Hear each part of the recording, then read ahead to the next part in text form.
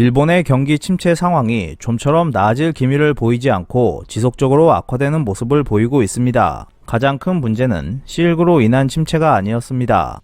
일본 내각부는 지난 11월 15일 3분기 GDP 속보치를 발표했습니다.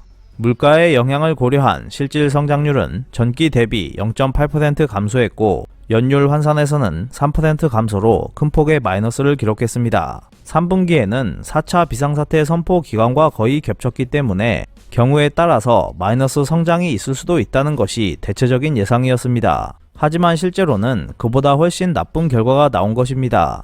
그 결과에 대해 일본에서는 비상사태 선언으로 소비가 침체된 것이 원인이라는 분석이 나오고 있지만 꼭 그렇지는 않은 것 같아 보입니다. 일본의 개인 소비는 전기 대비 1.1%로 크게 떨어졌지만 서비스 소비는 크게 줄지 않았고 오히려 내구 소비재의 위축이 전체의 발목을 잡았습니다. 2021년에 들어서 일본은 대부분의 기간을 긴급사태 선언 기간으로 보냈기 때문에 서비스 소비는 이미 침체된 상태에 있었습니다. GDP 통계는 전분기 대비이므로 3분기에만 서비스 소비가 더 감소할 이유가 없으며 이것이 원인이 되어 마이너스 성장으로 전락했다고 보기는 어려워 보입니다. 이번에 내구 소비재의 감소가 심했던 것은 반도체 부족 등의 영향으로 일본의 자동차 판매가 크게 줄어든 것이 영향을 주었습니다. 지금까지는 외식 등 각종 서비스 소비의 위축을 집안에서 소비되는 칩거 수요가 커버하면서 전체의 마이너스를 보충해주는 구도였지만 그 칩거 수요도 결국 줄어들었을 가능성이 높습니다. 물건이 팔리지 않고 있다는 것은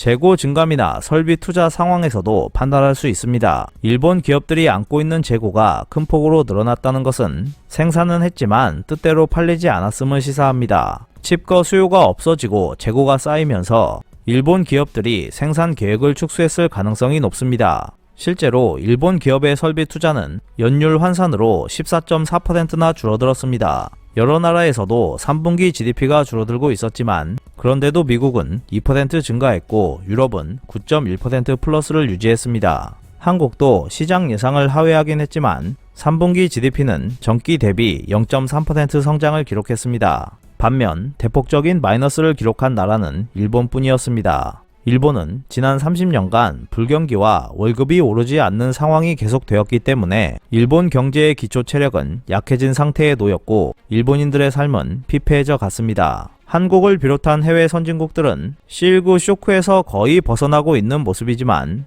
일본만 실그 쇼크로 체력이 더 떨어져 버렸습니다. 이번에 일본 기업들이 설비 투자를 대폭 줄였다는 것은 기업들이 일본 경제의 앞날을 매우 비관적으로 보고 있다는 증거라고 해도 좋을 것입니다. 단기적, 근시안적인 요인으로는 긴급사태 선언의 영향이 크겠지만 근원적으로는 일본 경제의 빈곤화라는 문제가 깊게 관련되어 있습니다. 일반적으로 정부가 경제 대책을 내놓을 때는 효과가 바로 나타나길 원하지만 경제 빈곤화가 진행되면 경제 정책의 효과는 한정되어 버립니다. 더군다나 기시다 정권이 추진하려는 소득 재분배나 빈곤 대책이라고 하는 정책은 정치적 합의를 얻는 데에도 시간이 걸릴 것이기 때문에 효과가 나오기까지 많은 시간이 소요될 것으로 보입니다. 막대한 자금을 투입해도 살아나지 않고 있는 일본 경제를 과연 기시다 정권은 어떻게 이끌어 나갈지 귀추가 주목되고 있습니다. 오늘 준비한 소식은 여기까지입니다. 끝까지 시청해주셔서 감사합니다. 여러분의 좋아요와 구독은 영상 제작에 큰 힘이 됩니다. 앞으로도 피커TV에 많은 관심 부탁드리겠습니다. 오늘도 즐겁고 멋진 하루 보내세요. 다음 영상에서 뵙겠습니다.